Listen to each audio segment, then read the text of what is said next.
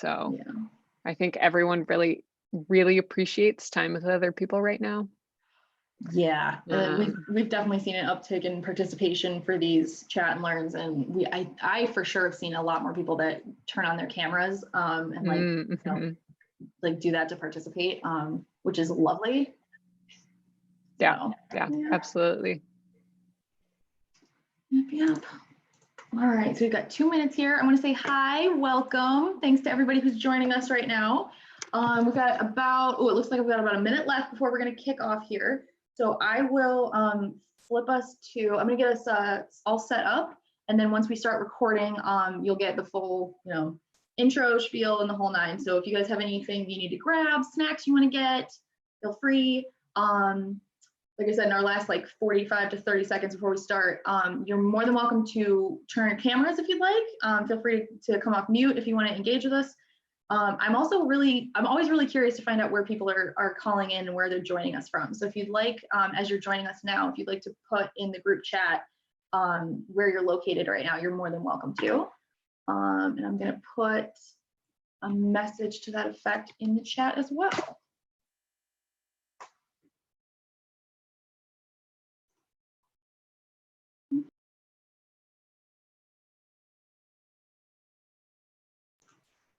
Okay, we've got Annalicia from Houston, Texas, Ellen from Boston, Reka from San Jose, Princeton, New Jersey. Welcome, Pranitha. Thanks so much for joining us today.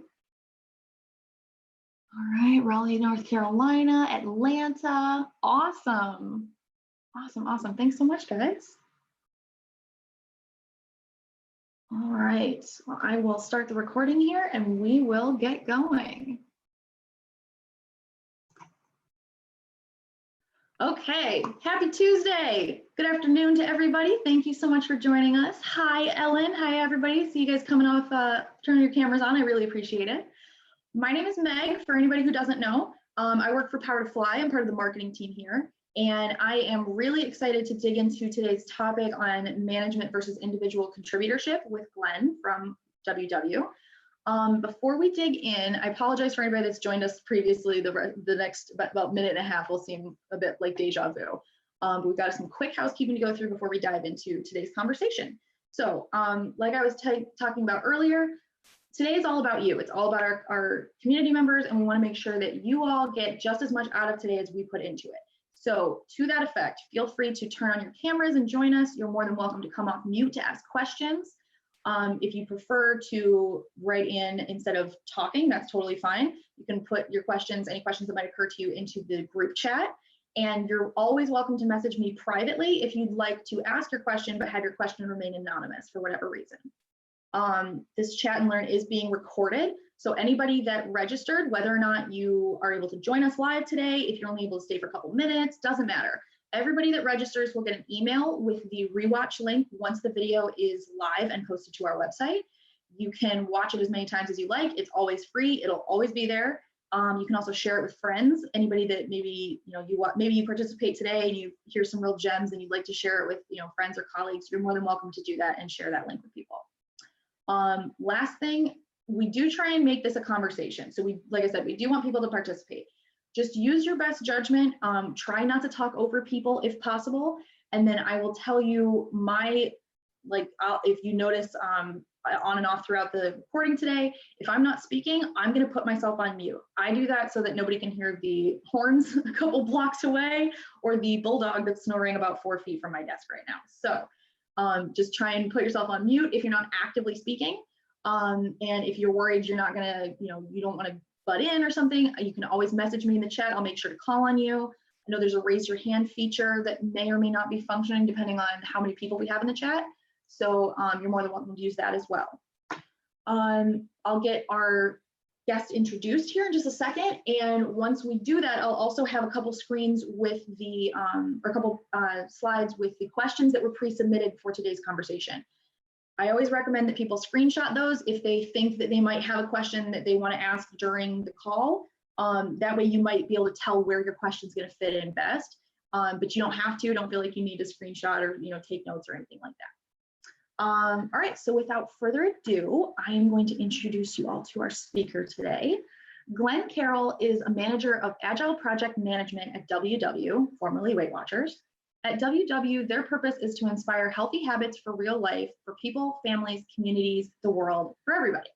So Glenn's career in technical project management has spanned small startups to large public companies, but she has brought the same fundamentals to each role: coach towards agility, take ownership of problems, give individuals agency, and always lead by serving. So welcome, Glenn, and thank you so much for taking time to speak to our community today. Thank you for that introduction. I'm super excited to be here. Um, I haven't gotten a chance to give a talk with Power to Fly yet, but I've listened to a lot of the talks, so it's really nice to be able to give back to the community in this way. Yeah, and I also just want to second your point about if people have additional questions or specific things they kind of want me to dig in on based off any of the other things we talk about, super happy to answer any of those as well. Awesome, thank you so much. Yeah. All right, so one last thing before we jump in here. Don't forget, I'll put a link in the chat for how you can do this, but don't forget you can follow WW on Power to Fly. I'll throw a link in that will lead you directly to their company page so you can follow them. It is the best way to stay updated with WW, whether it's events that they're participating in, like today, or just updates on the company. So I'll make sure to put that link in the chat and we will get started. So this is our first slide of questions. Feel free to screen grab if you like. I'll stay here for a couple seconds and then we'll move on to the next one. Okay, we're going to go to the next. Here's slide 2 of the questions. Feel free to screen grab if you like. All right, moving right along. Okay, Glenn, can you share with us how you began your career in technical project management? Yeah, definitely.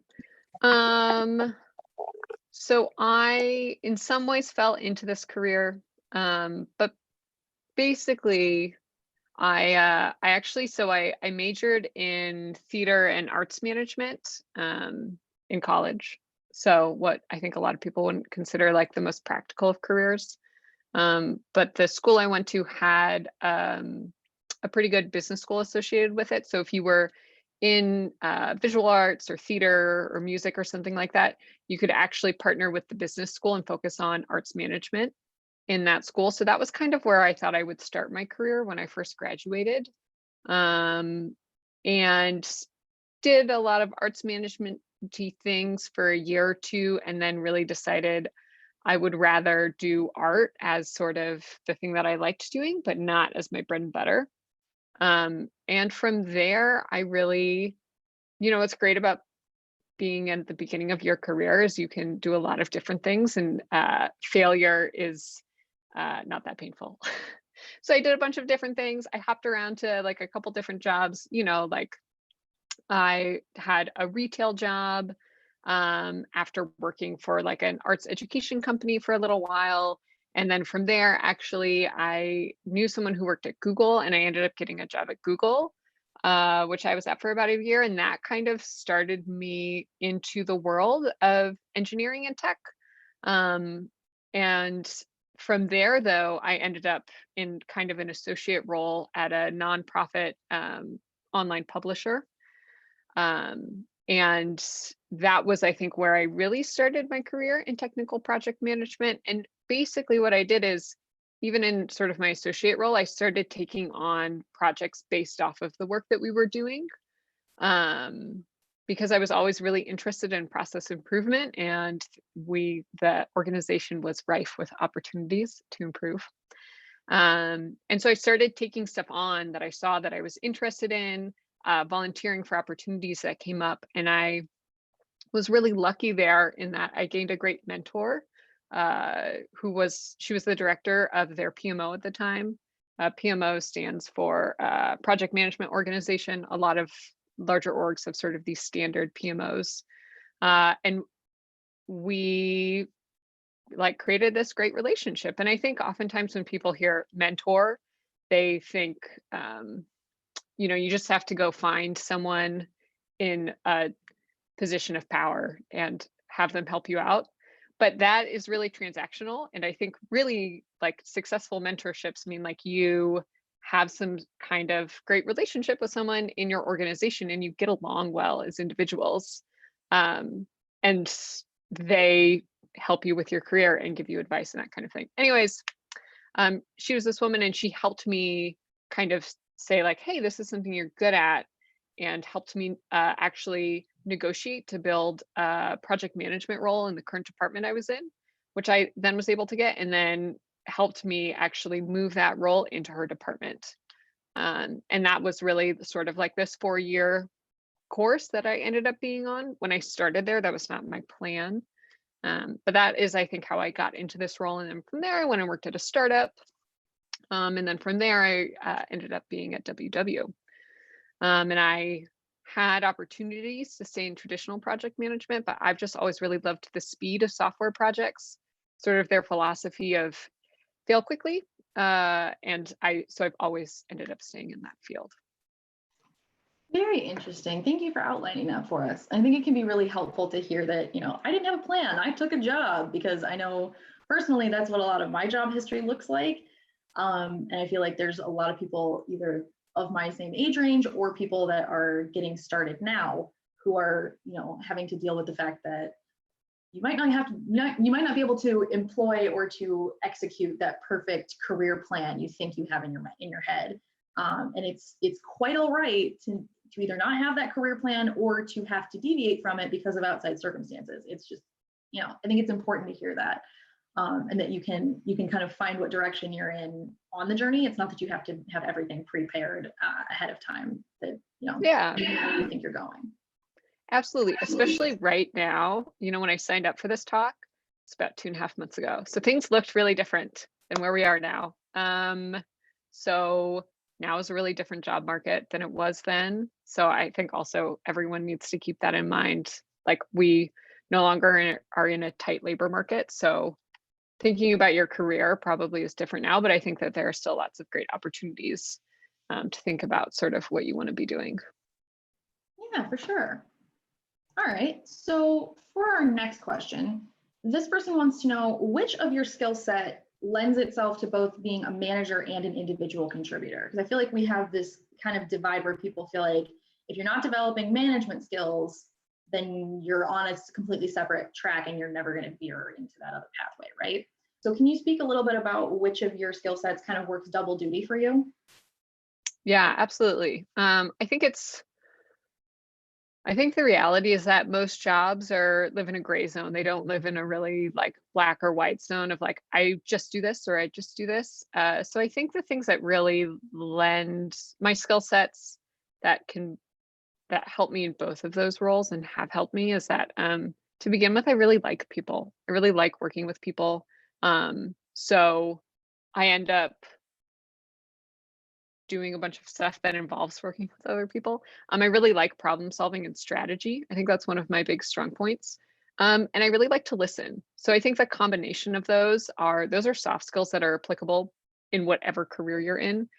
I work in software and technology, but I use my soft skills on a daily basis. So those are the things that I think, those are also specific to project management, but again, really span industries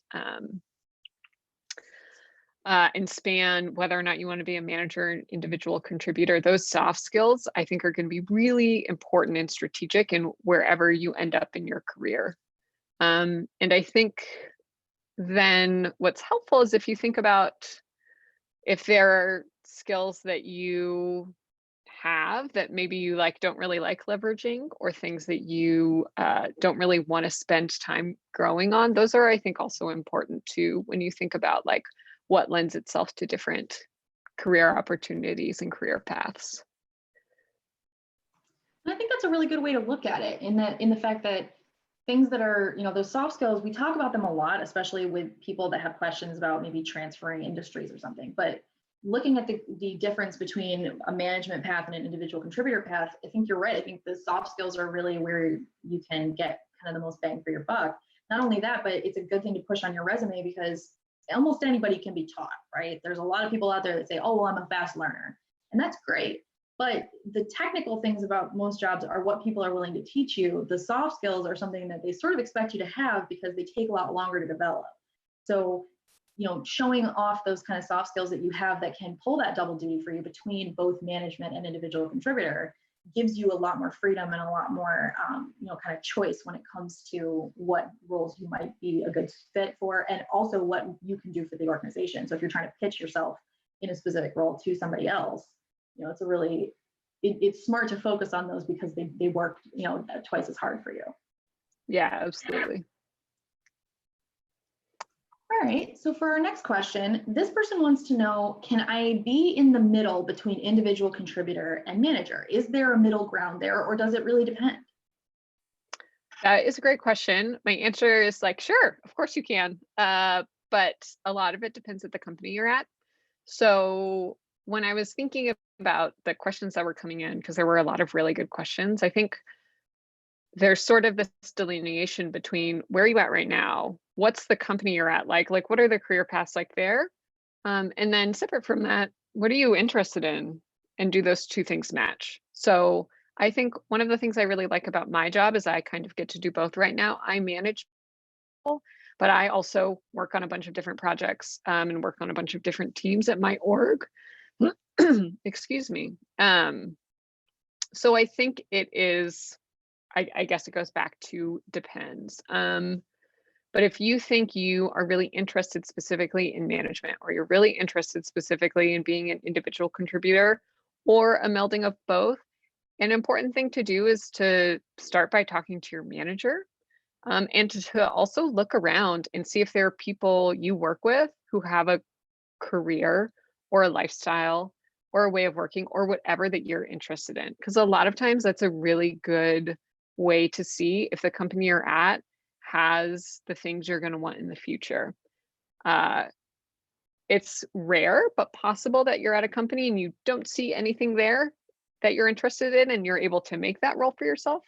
That again really just depends on your company culture. But if you are there and you see, hey, this person has a job that I think would be really interesting that I could work towards, that's a great indicator that maybe those are the skills you want to work for or work towards, or maybe like I want to talk to my manager to see if they think I have the skill set to get there. And if I don't, what are the things I should focus on? But I think that this is totally possible. And a really good thing to think about if you're interviewing, because when you're interviewing, they're interviewing you, and you should absolutely be interviewing them. Employment is a two-way street. So I think one of the things that I've heard that is, I think, a really great piece of advice is that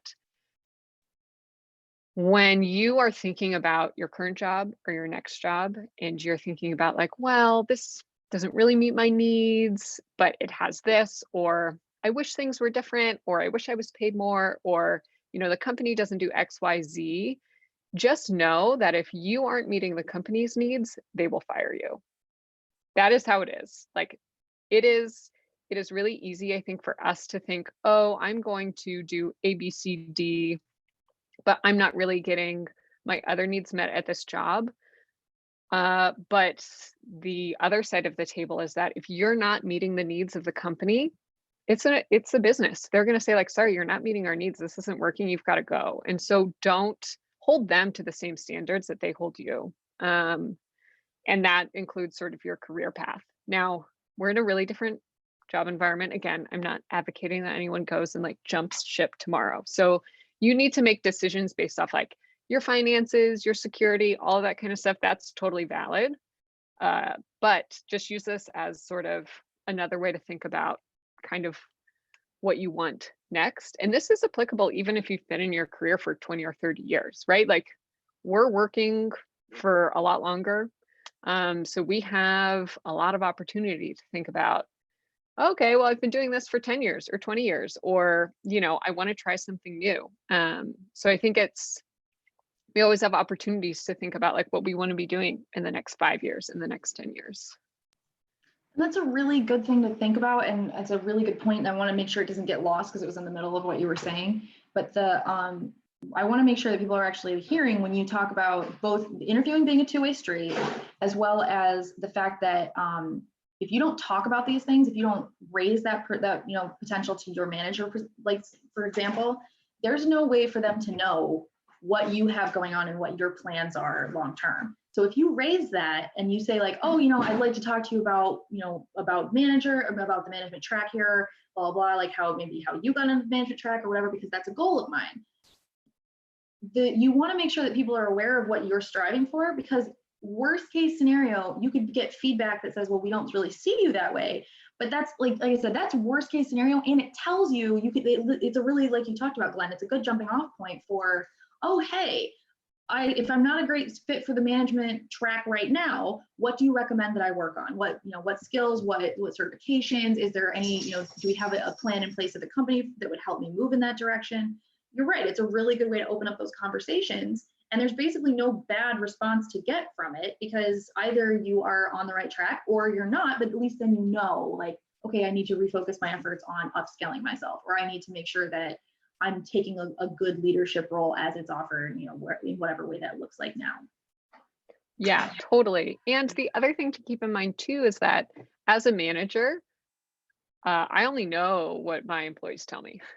So I think if you've been sort of simmering on something for 6 months and then you finally go and talk to your manager about it, it can really feel like, well, I've been thinking about this for 6 months and it's a huge deal. And why isn't action happening now? But from the manager's perspective, if this is the first time they're hearing about it, it's the first time they're hearing about it. So that doesn't, you know, that just goes to say that like you should try and be open and honest with them. And another thing I really love to ask when I'm trying to get feedback about what I should be doing differently, because a lot of times people don't have a good articulate way to say, you need to focus on this or you need to do this differently. I just like to ask, hey, what could I do 10% better that would help you, you know, that would indicate that I would be better at this role? Like what could I do 10% better or 5% better? Because that's a much softer way to ask someone for feedback. And most people can say something around that. And then that's, you know, it's not critical. It's just 5% better. It's just 10% better. So that's also a good way if you're trying to like get feedback on what do they really want out of this role. That's a good way to sort of wheedle it out of folks. That's a very good way to phrase that too, because then if you start with that low ask of only 10%, then no one feels like whatever they name, you're not immediately going to think, oh God, it must be, you know, I'm the worst in the world at communication or something. That's a really good way to kind of make sure that you get maybe a more honest answer. And certainly an answer, because I know a lot of people hear that question and they feel like a lot of pressure to answer it in a certain way. So you're right. Thank you for that. That's a really good way to ask that question. Okay, so this next question is kind of a two-parter. So let's deal with one half and then we'll deal with the second. This person wants to know, how do you navigate and thrive in a culture where individuals are not given agency? So we've had previous chat and learns that talked about kind of as a manager, you should be helping teach your employees basically not to need you. But if you don't work at a company that gives you that level of freedom or that level of agency, what's a couple ways people could help kind of navigate that as well as continue to develop? Yeah. I mean, I think this is tough, right? We're not always going to work at great companies with great opportunities, with great leadership. That would be awesome if that was the way it works, but it doesn't. So I think everyone's going to come across something like this at some point in their career. And I guess I would think about it a couple ways. I would first start off by thinking like, are you actually given no agency? Do you just not have the decision making around the specific things you want to be able to do? Because part of this is sort of, I think, requires a reframing on your behalf, to make you happy in your job. And it's totally okay if the answer to that is like, no, I have no agency. This is really frustrating. But it also can be easy to become really frustrated about particular things at your job and have that outshadow other things. So, assuming you're in like some kind of culture where individuals aren't given a lot of agency, I think the opportunities you have to thrive are really about being proactive about whatever is there in front of you. So even if you don't have a lot of agency, you can still offer yourself up to sort of help out on whatever you think would be a good career opportunity for you. So, cultures that don't give people agency still have things that need to get done. They still have decisions that need to be made. They still have projects that need to be worked on. You probably see a lot of opportunity there, right? Of things that could be done differently. So you can always talk to your manager about like, what if we do this differently? And when we say we, be prepared to say like, I will help with this. Um, it's difficult to, I think, take on other work and balance it with the work that you have, but sometimes that's also required for, depending on your org and whatever it is, for showing that, you should be someone who's entrusted with agency. Um, and then I think the other thing to think about is like, do you disagree with the decision makers? And at what point does that not work for you anymore? I think it's really important to think about, what do I need to be successful here? And at what point does that list get too long for me? Right. And that's sort of like a decision you have to make with yourself. And I think it's sometimes a lot easier to come up with a list of the things that we dislike, but that's still a helpful list to use, as like, here are all the things that I don't like about my current job or that I wish were different. Because the opposite of that then tells you the things that you do like. And then you use that to sort of think like, do I want to stay here? Do I want a career here? Maybe you have to stay there for a myriad of reasons, for financial reasons, for whatever. And then I think it's important to think about like, what are the ways in which I can make this satisfying to me? Because there are hopefully things that you can do within your career that aren't just focused on finance as well, but that are focused on like personal growth. So stuff like this, right? That are focused on opportunities at work, that are focused on maybe not work, maybe work-life balance, right? Maybe you don't have a lot of agency at your job and you're like, I'm just going to accept that as it is, and I am going to try and focus on other things because this is where I am in my life. But yeah, I mean, for me, having agency is really important. So this would be very tough for me if I was in this role. So I sympathize. But those are kind of the things I would think about there. Okay, so for the second part of our of this question, it kind of touches back to part of what you've already spoken on, but this person wants to know, how should one strive to gain management experience without subordinates? So would you say this is a good place to kind of harken back to that, asking for more responsibility or asking, for extra tasks or how they can help? Or is that just kind of biting off more than you can chew? Well, I think, yeah, I think there's a difference between asking for more work and suggesting a change and being proactive there. Because if someone comes to me and says, "Hey, can I have more work?" My answer is going to be really different than if they come to me and say like, "Hey, I have this great idea. Can I work on this on the side?" That's the difference between being proactive, right? And that's like, I think one of the things you want to try and cultivate in your employees is you want them to come to you with creative ideas of things they want to work on that would like improve the company overall. So I maybe misspoke earlier. I would not recommend you go to your manager and say, "I want to have more work," because they'll be like, "Sure, here's a bunch more boring work for you." Instead, right, going to them and saying, "I have this great idea," or "Have we ever thought about doing something like this? I'd be happy to like come up with a list of pros and cons." Doesn't have to be a big thing, right? But you're being proactive. You're showing that you're problem solving, that you're really interested in your job and the opportunities there, stuff like that. And then in terms of gaining management experience, a lot of management is soft skills. And you don't have to actually manage people to gain those skills, because you can gain leadership experience, you can gain negotiating experience, you can gain like really skills that help you influence decisions, I think, without managing people. So, I don't manage that many people at my current role, but I influence a lot of decisions. So I influence a lot of decisions across different projects and in different departments, but I don't manage those people. And a big part about getting into the management role is that you need to know that you don't get to just make a bunch of decisions.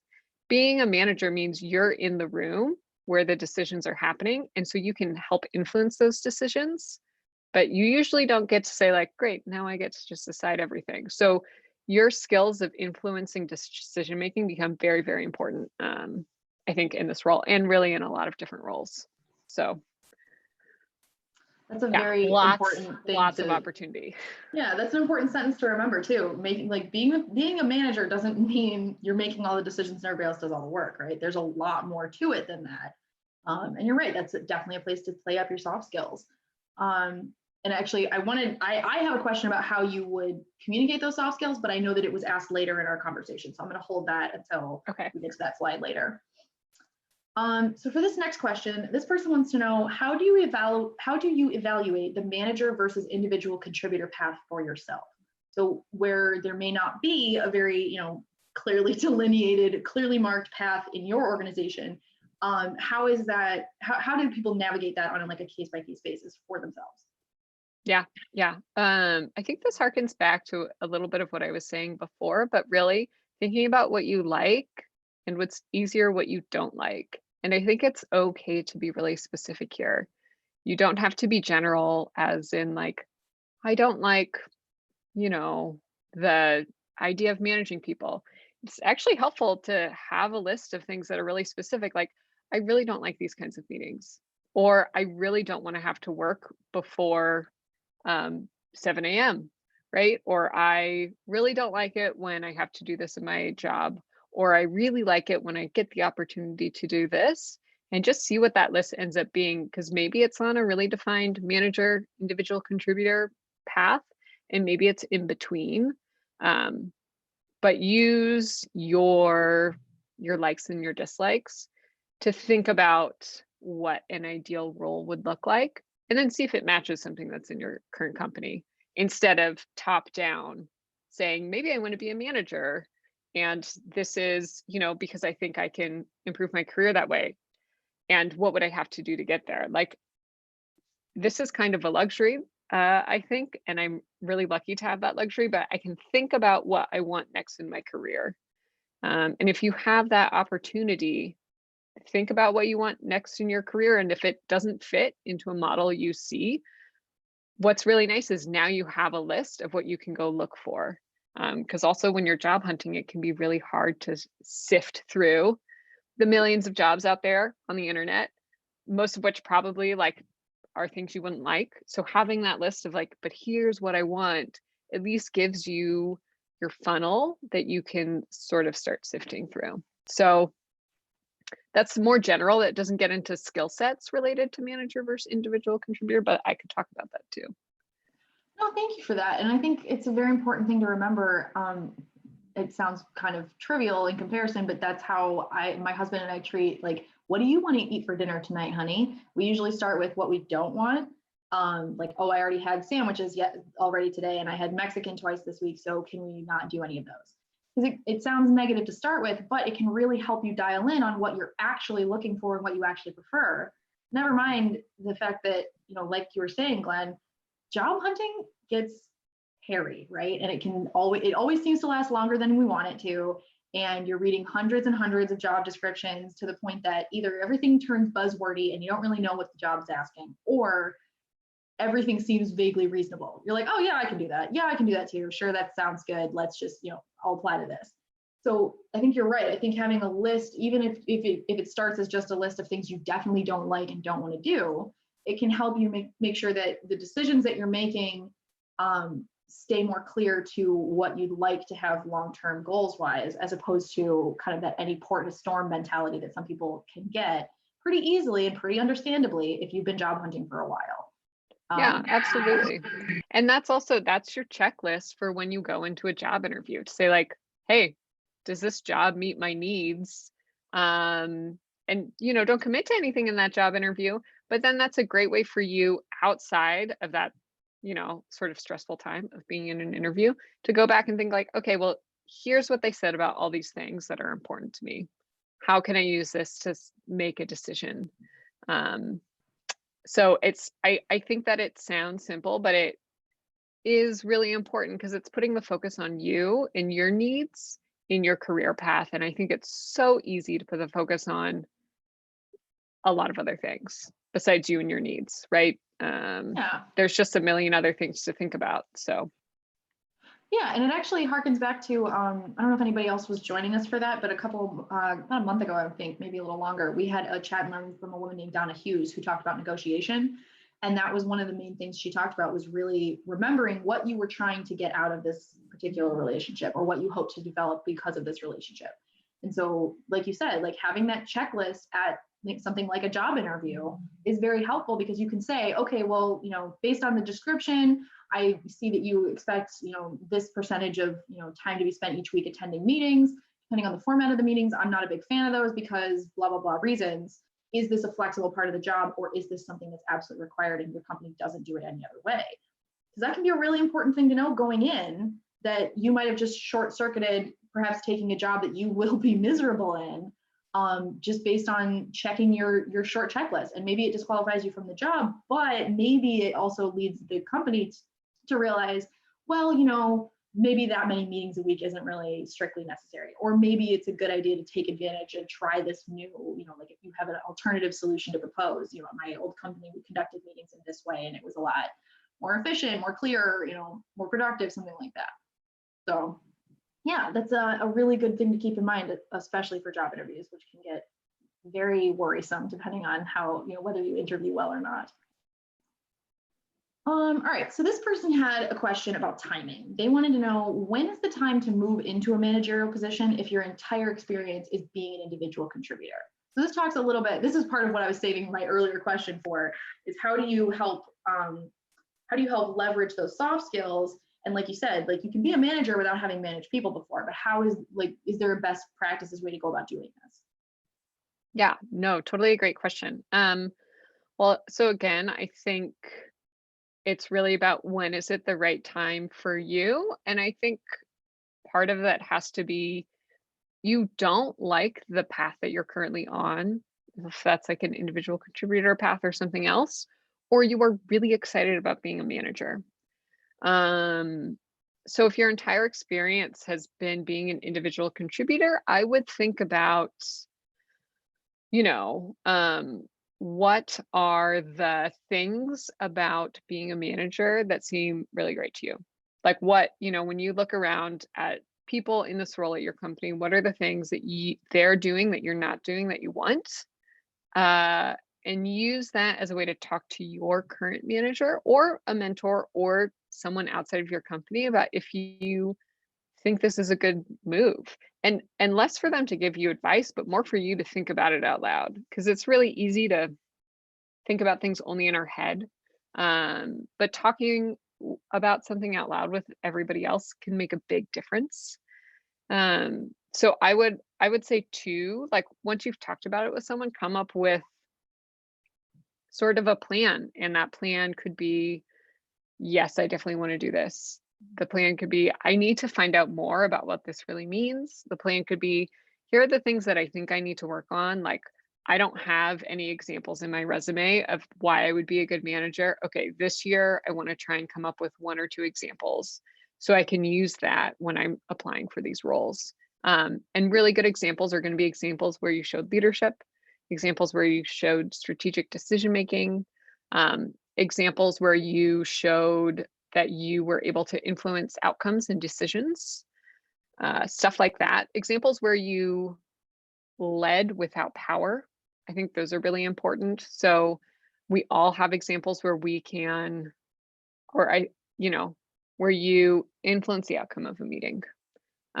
We all have examples of where we were, as a group, told we needed to do something and you helped lead that group to success. Stuff like that are all things you can talk about on your resume and talk about in a job interview to get you to a managerial position. But again, if that's something you want to do, and it's totally okay if you don't want to be a manager. I think a lot of people think that's how I grow in my career, that's how I make more money.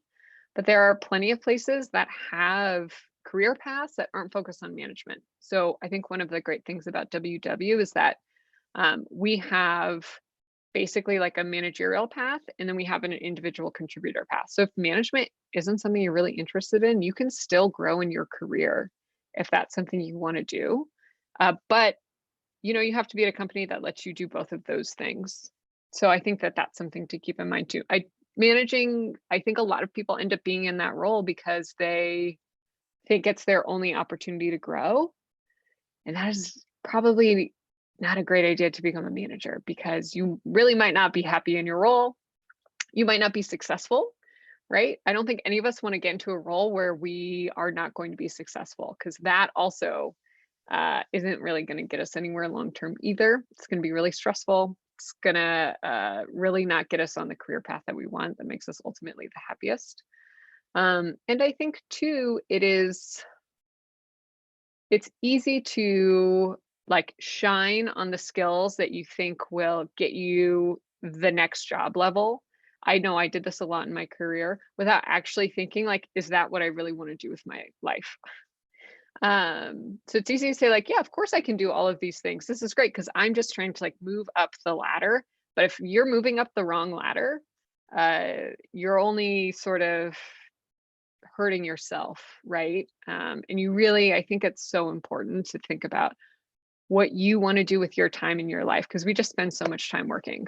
We spend a lot of time working, especially in America. So think about what you need in your job so you enjoy working as much as you can, right? Yeah. Um, yeah. No, it's a very like, it's one of those things that sounds simple, but then when you say it out loud, you realize what an impact it has. You're right. It should be, leadership shouldn't really be looked at as something as an inevitable next step that you're just sort of force marching towards because you don't want to be obsolete, right? It should definitely be something that you want to do, that you really have a passion for, because management is one of those positions that really, it doesn't impact just you. Like, you have the potential to help or derail other people's careers because, like, based on how much power you have in your particular role, and that's definitely not something to be taken lightly. So our next question, I feel like we covered it a little bit already. So if you want to move on to the next one, or if you have like anything specific you want to call out for this question, I'm more than happy to handle it either way. This person wants to know about some steps that to take that move from contributor to manager, or how to leverage those daily opportunities as a contributor to move into management roles. And I feel like you've spoken to that a little bit, but is there anything else you'd like to add, or would you just like to keep moving? No, I mean, I think the one thing I'd say with this is that I think it's easy to equate leadership with management, but you can have plenty of opportunities to lead without managing people on like an individual contributor path. So if you like leading, but really don't like the idea of managing, that's totally okay. And the list I think is still the same, which is be proactive. Be proactive about like doing work that interests you, that shows that you have skill sets in these things. Communicate to your manager about the stuff that you want. Um, Try and find a mentor who's farther along in their career, who's someone you actually like. Don't just go find a mentor because you think you need a mentor. Find someone you get along with really well that you're basically kind of friends with, and have them, talk to you about things that they think you should do. Stuff like that. Yep, that's a very good point. Now, and also keep in mind, guys, if your company maybe doesn't have a mentorship program in place, Power to Fly is starting up a mentoring program.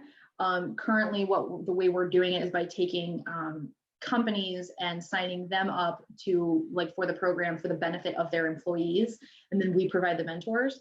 So it's not on an individual basis quite yet, but especially if you work at a smaller company that maybe doesn't have the bandwidth to be able to provide a mentoring practice or a mentoring program, it can be something really helpful to suggest to, like coworkers or your supervisor or something. So if you want any more information on that, feel free to either connect with me on LinkedIn, or you can email hi@powertofly.com with any questions about that.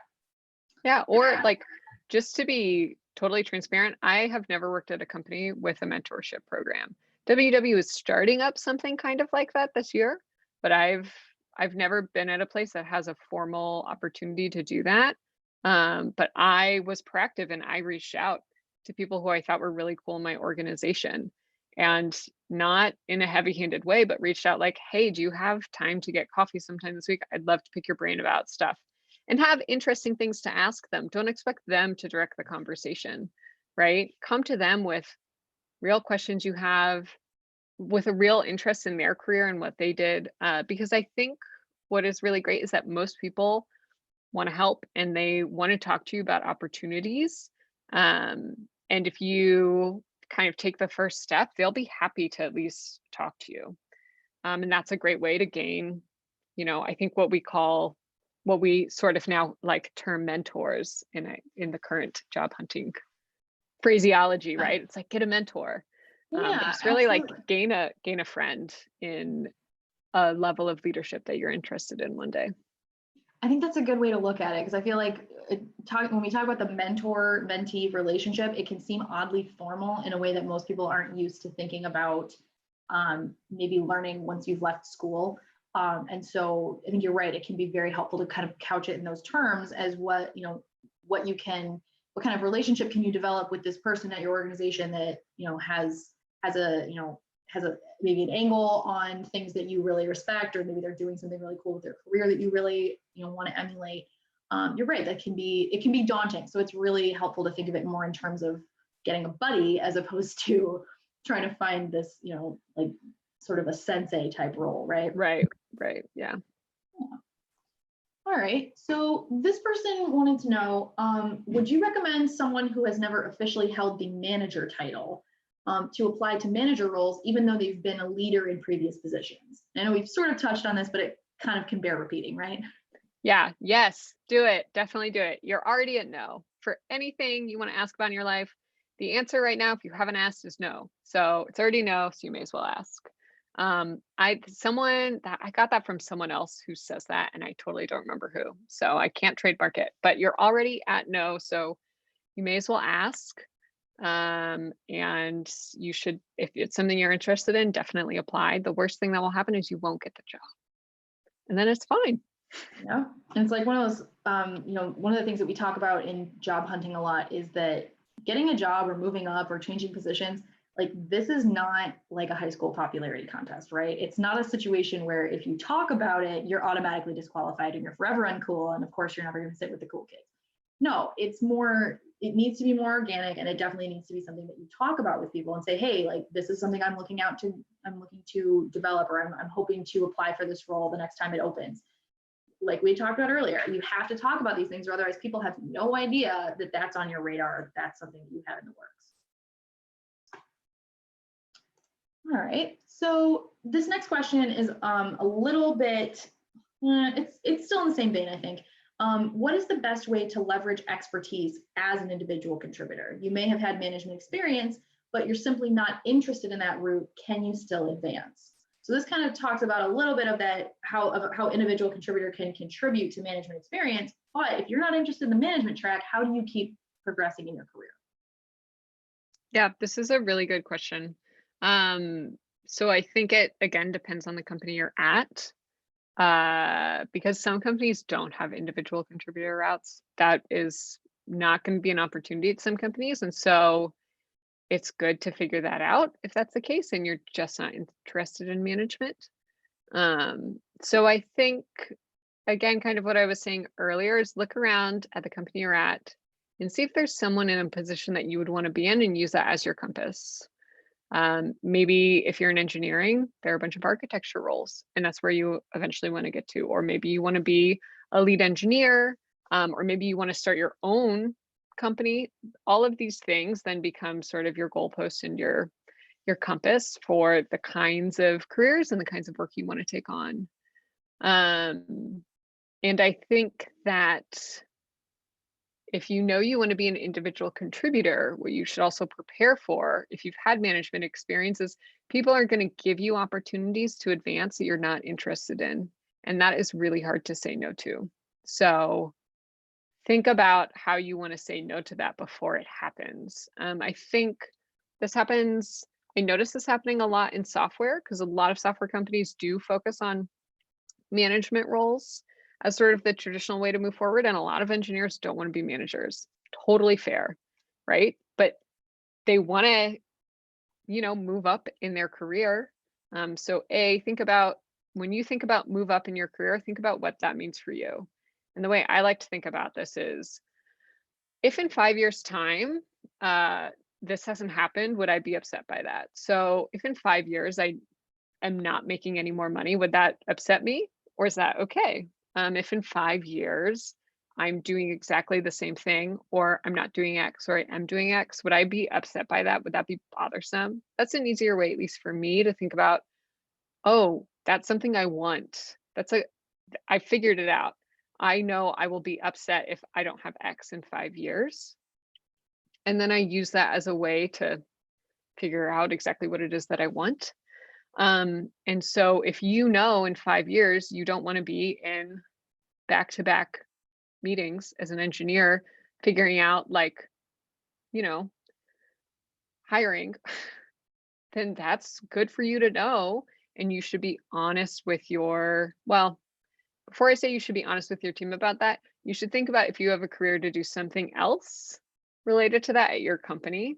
And this is, I mean, I think what then gets tricky is that if you don't see any opportunities for growth at your company, how honest are you with your manager about that?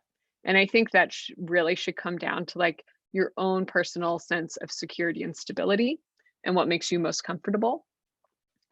Because it is true that if you talk to your manager and you say, like, I want opportunities to grow, but I don't see any opportunities for that here. And your manager's like, yeah, that's true. Uh, that doesn't leave you with a lot of places to go. And they're going to think you're not that interested in keeping your job because you kind of aren't.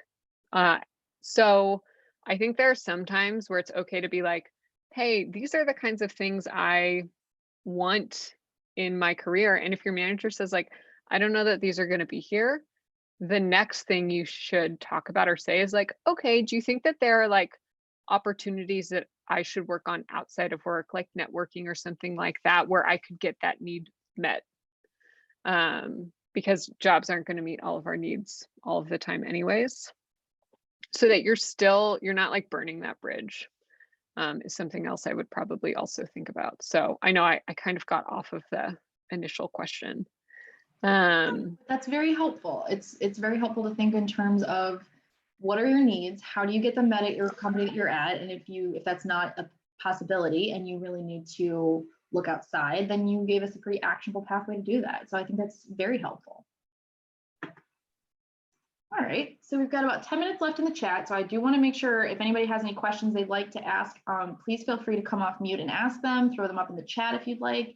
Otherwise, we have enough questions to carry us through the rest of the hour. So if you would like to, just rely on those, totally fine. For our next question, this person wants to know, in a male-dominated organization, how can women that want to be in a manager role but are just seen as individual contributors move ahead?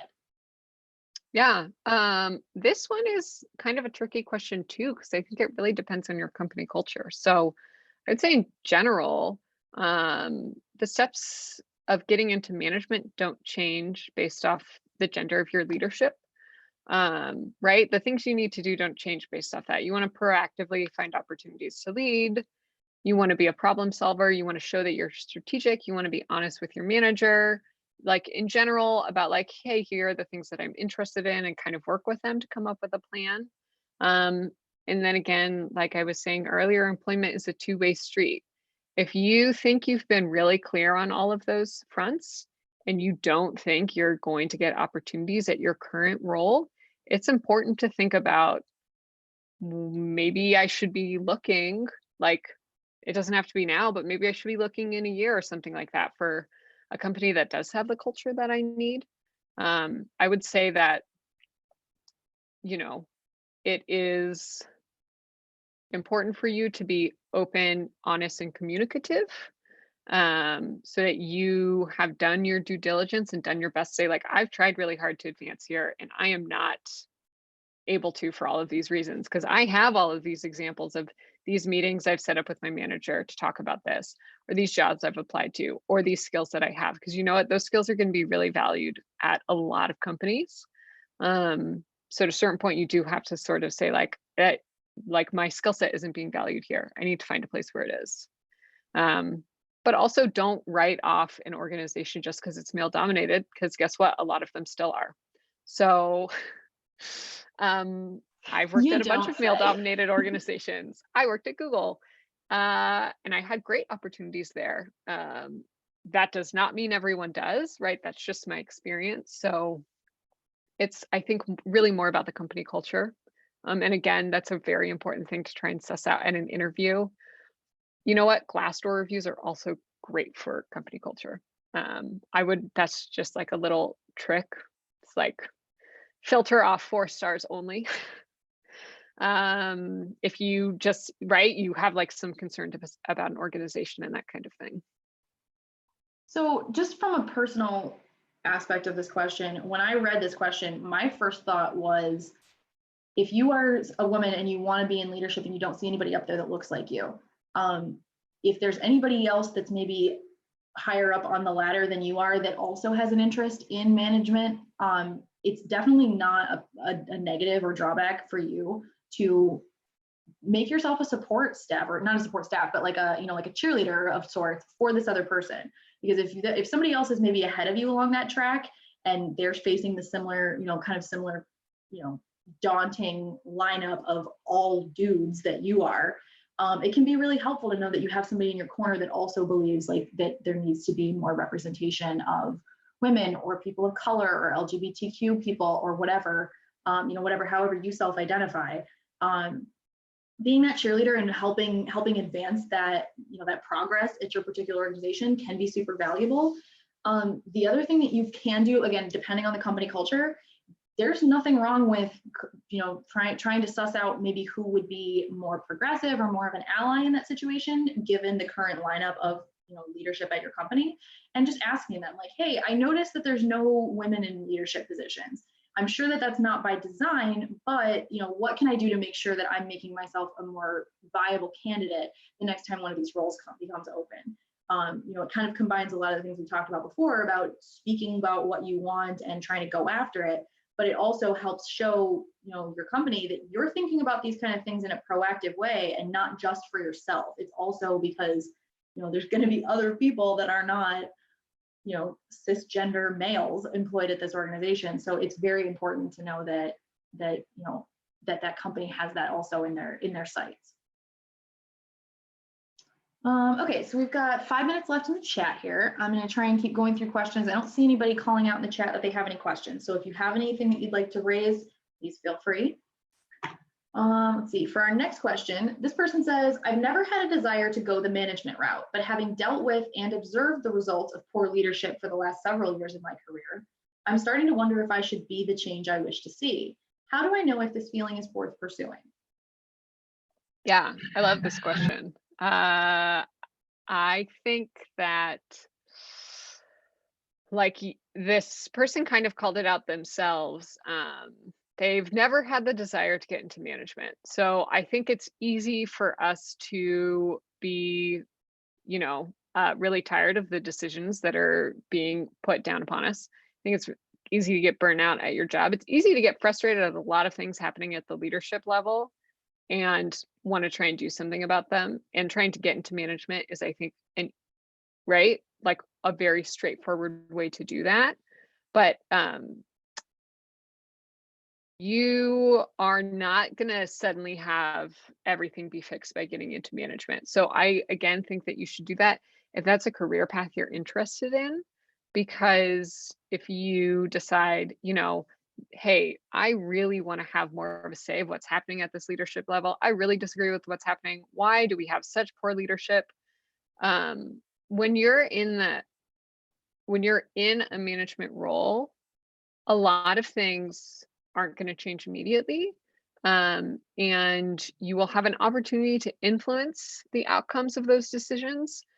But much of the time, a lot of those things will stay as they are. So you can work hard to influence the outcome and you can definitely make a difference. But you oftentimes won't end up being the sole decision maker. So you won't be able to flip a switch and have everything be better once you start, or better in a year, right? It's very different convincing all of those poor leaders that now they need to do something different, and you have more of the power to do that, but it's all about convincing them to do it. So I would really just think about if this is something you would like at this job and at the next job you have and at the next job you have, or if you're really just trying to problem solve the fact that you have poor leadership.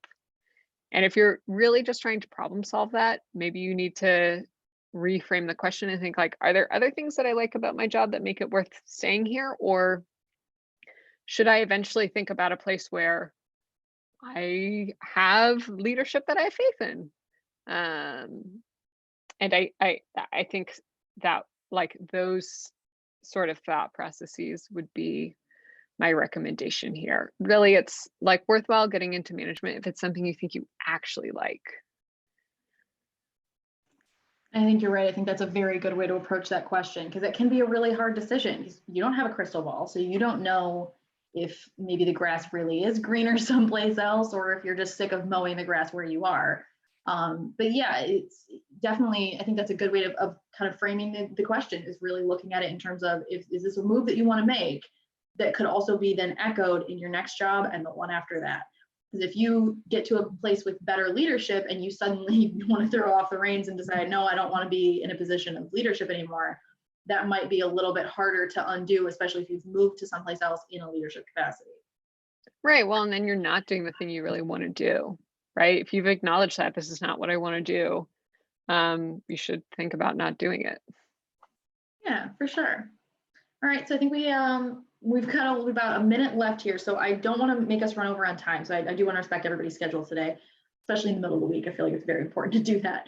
I want to say thank you to everyone who joined. Thank you to all of our lovely community members who came off mute and came off, turned on your cameras to join us. I, for one, very much treasure the ability to see new faces.